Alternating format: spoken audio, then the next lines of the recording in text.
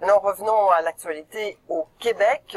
La FIC, la Fédération interprofessionnelle de la santé, estime qu'il faudrait embaucher 8000 infirmières en plus pour éviter la surcharge de travail et l'épuisement. C'est ce qui découle en fait d'évaluations menées avec le gouvernement depuis l'an passé. David, vous avez obtenu les conclusions préliminaires de ces projets pilotes qu'on a appelés les projets Ratio qui ont été lancés dans la foulée de la crise de l'hiver 2018. Donc, il y a 17 de ces projets Ratio. On pourrait parler de projets d'évaluation qui ont été lancés dans divers types d'établissements. À l'époque de ministre Barrette. Effectivement, qui ont été lancés en 2018. Donc, certains ont eu lieu dans des CHSLD où le manque de main-d'œuvre, la surcharge de travail est très importante. D'autres dans des hôpitaux. Par exemple, ici, dans l'ouest de l'île de Montréal, à l'hôpital du Lakeshore, en soins aigus, on est passé de 19 à 25 infirmières depuis un an. Résultat, une baisse de l'épuisement, baisse des congés de maladie, moins de temps supplémentaire, des soins aussi peut-être plus humains.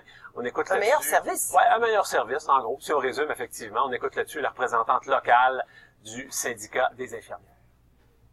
Les patients, ce qu'ils disaient, c'est que ils ont les soins beaucoup plus rapides. Ils n'ont pas besoin d'attendre avec l'ajout du personnel. Également, ils ont beaucoup de questions. Les familles ont beaucoup de questions. Et là, on avait le temps de répondre et de les rassurer, ce qui, en temps ordinaire, quand on est en surcharge de travail, on n'a pas vraiment le temps de faire...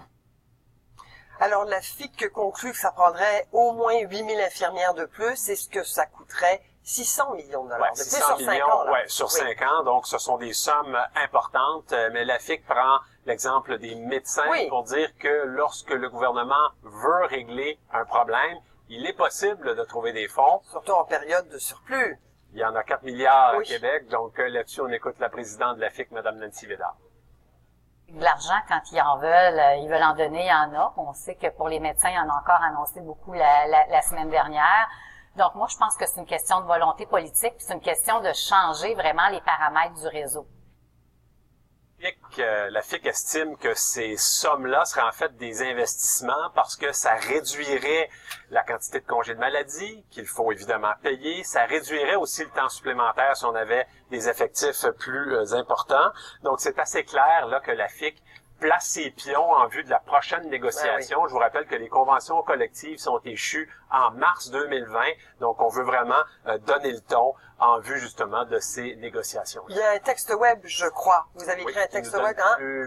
Allons voir là-dessus beaucoup plus de détails sur ces projets pilotes, leurs conclusions. Merci beaucoup, David Gentile. Au revoir.